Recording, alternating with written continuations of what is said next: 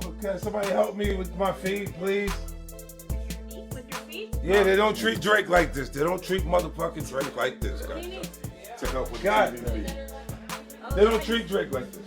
Oh, I thought you said your feet. No. You said your feet. No, Drake, they throw him bras. What do I get? Hey, could you please go give me some Drake fans?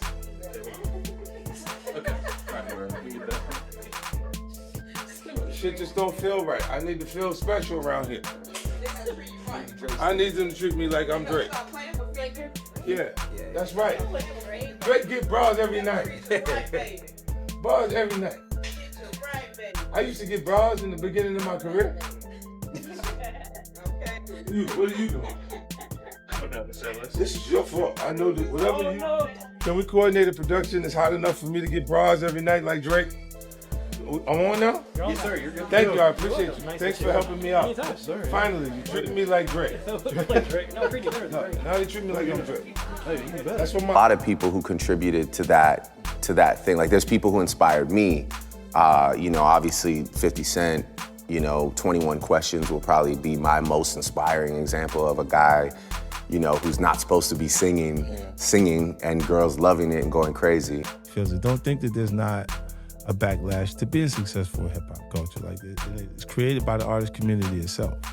They don't say, what have you done? They say, what have you done for me lately? That whole cloud of, do you think you can do it again? Right. How many times he did it?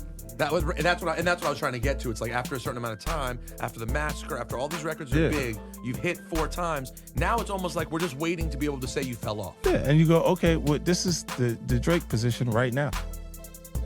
You see what I'm saying? Like this is not, no one's exempt. Remember, all you needed was a Wayne verse?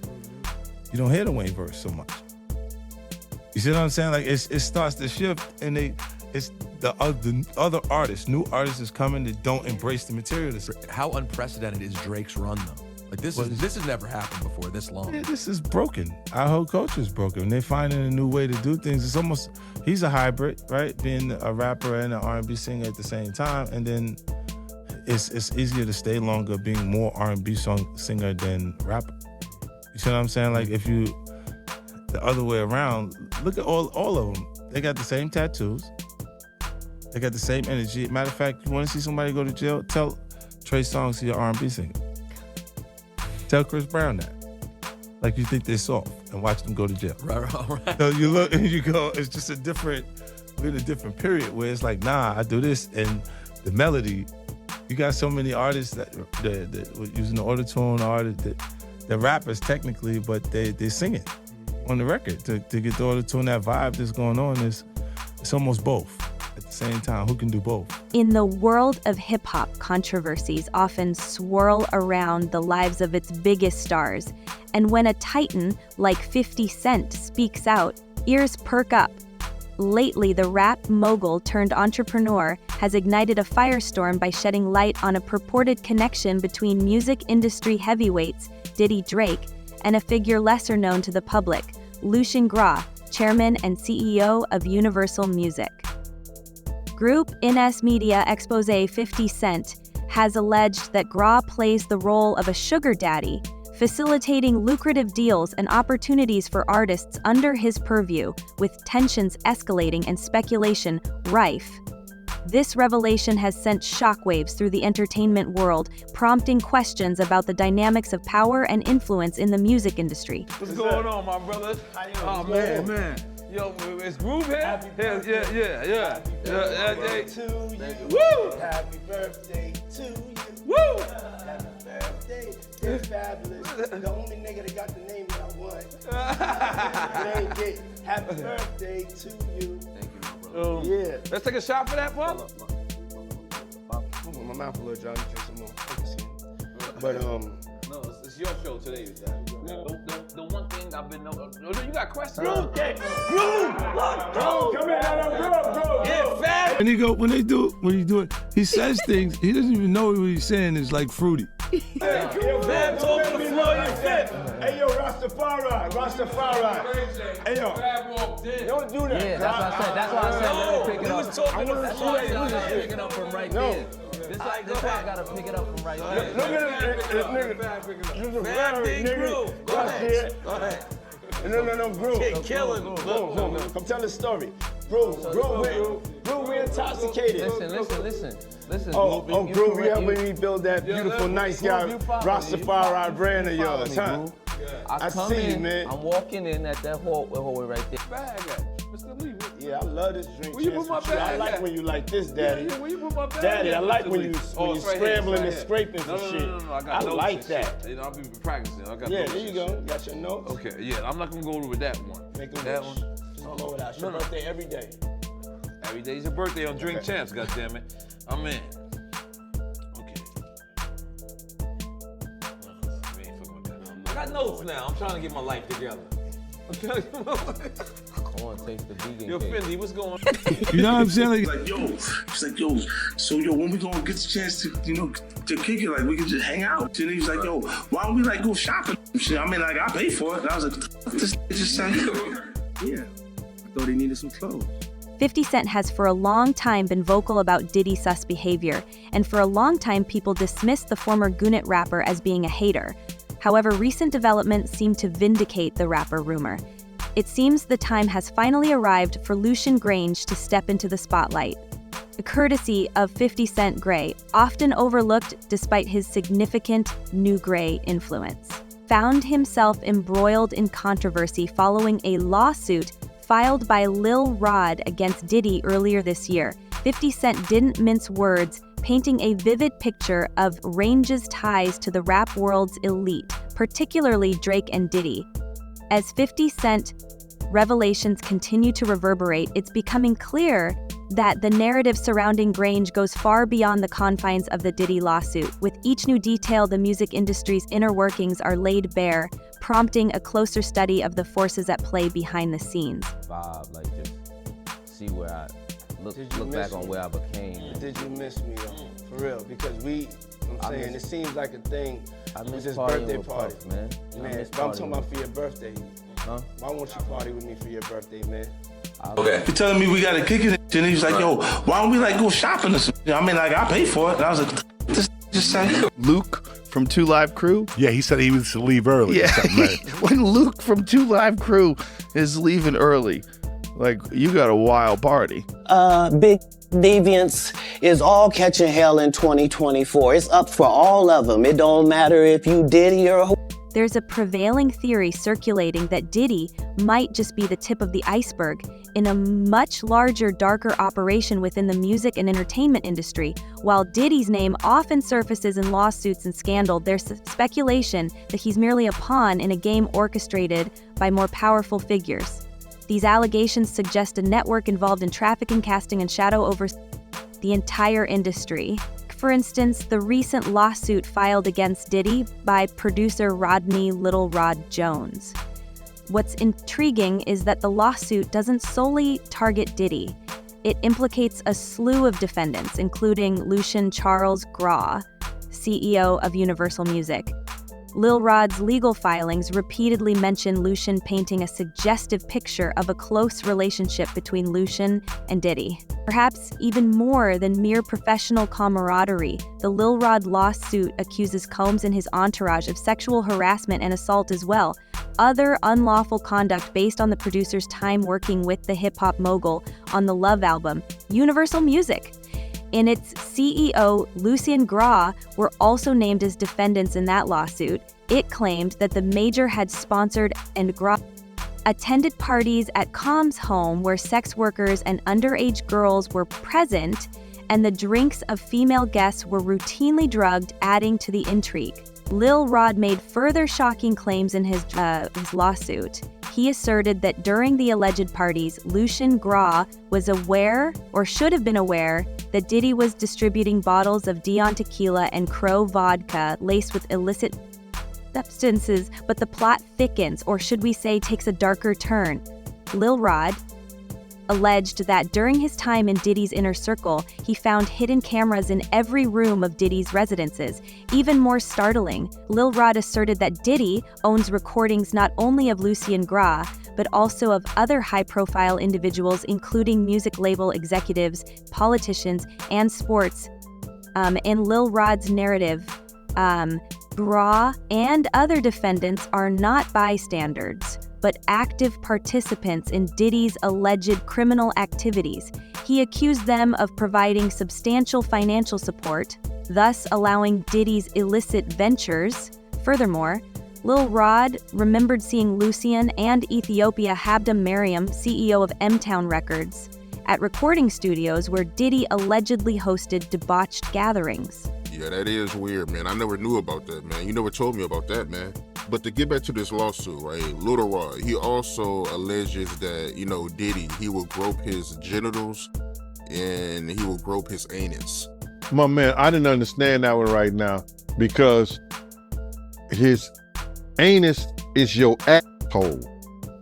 His genitals is his nut. So I guess he had to be naked when Puff was doing that. Where was he at? What was he doing? Because he said that they never had sex. If you read it in the thing, they never had sex. He made claims that they never had sex, but how would he grope your anus? Your asshole? How would he play with your genitals? Yeah, it don't make sense. I mean, it don't make sense. How you wake up butt the F naked with two other men in the bed with Diddy and nothing happened? I think he was just trying to save face, man. But do you think it's a possibility that he meant that, you know, Diddy will grope his, you know, butt, you know, instead of anus? I mean, because I'm trying to figure out how does that work? You know, somebody groping your anus. You're going to say your butt. The lawyer would say, what do you mean? He would say, my butt cheeks. There's a such thing called butt cheeks. Your two cheeks. He said anus. The anus is the asshole. How did he get that far? Lil Rod, you gotta say no to Diddy sometime. No, that shit ain't funny, man. But you gotta say no. In a lawsuit, right? You feel like he had relations with Diddy. When me being a former investigator, I think Lil Rod was trying to save face on certain things, that he had somewhat of a relationship or he was doing some things with Diddy that he didn't want to really come out in that fashion. Because there's no way that he gonna wake up and his anus is hurting and his genitals is all over the place and he's in the bed after being drunk or drugged and saying nothing happened. And you think that Diddy gonna be in the bed with 3 other men and nothing happened? It doesn't sound logical. If we're reading and believing what he said in those papers. If you woke up in bed and you was drunk or intoxicated on ecstasy, on whatever drugs that they put in there, roofied you or whatever, and you not feeling right, something is wrong. Wouldn't you say? Something is wrong. He didn't say, we woke up with all my clothes. He said, we woke up butt the F naked in those papers. So if he butt naked in those papers, it is what it is. When news of Lil Rod's allegations against Diddy surfaced, Lucian Grainge swiftly denied any involvement, vehemently refuting the claims. His legal team condemned Lil Rod's inclusion of Grainge in the lawsuit, labeling the allegations as offensively false. They vowed to pursue legal action against Lil Rod's lawyer for what they deemed baseless accusations, lacking factual or legal foundation. I apologize to anyone this video may be embarrassing to. Let's just jump right into it. Some of you may know me or may not. I'm a music producer who's a writer and musician. Different genres. I started in the gospel and jazz and R&B and worked my way over to the hip hop side. I've been working on an album. I took a year off straight working on this album. That album is the Love album, Off the Grid by Diddy. And it's Grammy nominated right now as we speak. I should be celebrating, but the truth is I'm not. Taking this album on has required so much time, months and at a time, 16 hours to 24 hours a day. Sometimes, Diddy will request certain works to be done and tell us don't go to sleep until it's done. And the truth is we'll be up for days trying to accomplish that. I've tried to get my business straight with them on this album, but the truth is they're not playing fair. They hit me on below the belt on so many situations. Just dealing with this. It's the contract that they give me and the offer that they gave me was just disgusting. The producer fee, pennies, and on top of that, these guys are trying to steal my publishing. I can't go for that, so I'm fighting back. He's a fighter, but I'm gonna put in this fight. I gotta do it for myself, my rights, and most importantly, my kids. Taking my publishing or stealing it I'm not gonna let that happen. Not gonna let that happen. Again, this is one of those projects that took so much time from me. I missed holidays with my family, just out working on this album. At one point, I was running around with the hard drives, the computer, just to run the ball on this album, to finish the production on it, and make sure that this album came to, a good project with good vibes, just where it is right now. And just to be offered little to no participation in this is highly disrespectful. I won't be that guy 20, 30 years from now looking back saying, I wish I'd done this. I'm gonna do this now. Doing this situation is not easy. Taking Puff to court, suing him is not easy. I don't have the monies that it's gonna take to fight him in court. So I'm just asking, if you're in support, please, the link is in my bio to my GoFundMe. The money will go towards my attorney fees and to just make sure I'm keeping my head above water during the process. I really appreciate this. Thank you so much. Now with Kanye's recent revelations on the Download podcast, the veil of mystery surrounding Grainge is starting to lift. Allegations flew as Kanye dubbed Drake's baby daddy, suggesting a deep-seated relationship with the music industry's power players. But Kanye didn't stop there. Delving into GR's past, he unearthed unsettling ties to important people with interests in African banks, hinting at murky dealings that exploit the continent. Playing Lil Wayne no more because he ain't, he's not directly connected with Lucian. Then they go and like buy the Cash Money shit out. Then they like pick and choose who they want. Oh, we're gonna have Migos 1 week, and then we're gonna have Future this, then we have 2 Chainz this, that, and they always pick somebody. Oh, now we're gonna have 21 Savage. You know what I'm saying? It's like they always pick somebody from Atlanta. I'm from Atlanta. I was born in Atlanta. Right. Whatever. How did that even happen though? Like, I mean, before we even get into what happened, who is Lucian Grainge? Like, who is he? Because people don't know who he is, and I feel like you have to be higher up to know exactly who he is, and you've got to that level. He's still a hired gun. He's just like a nigga handler. Like he just control like Universal. He run it for him, but he ain't no overboss or nothing like so that. He not no billionaire nigga like Ye. Yeah, I mean, but he got a billion. You know what I'm saying? His money is like infinite. It's just it's a form of energy. It's a tool and shit. Right. It's like, but he is someone who, in the constructs of where niggas have been placed, Native Americans, all the combination. Because my grandmother's Indian. Like, you know what I'm saying? They don't put that in the schools that they indoctrinate us into. Because you chief, then you chief. They ain't gonna teach you that you chief. They gonna like give you a contract, rap contract, basketball contract, say you king, but you only king to a certain limit. As long as you don't get out of line, you king type shit. So no, it cuts Drake's soul. It's like he signed his soul to the devil to not be cool with me, to have to this is his job to go against God.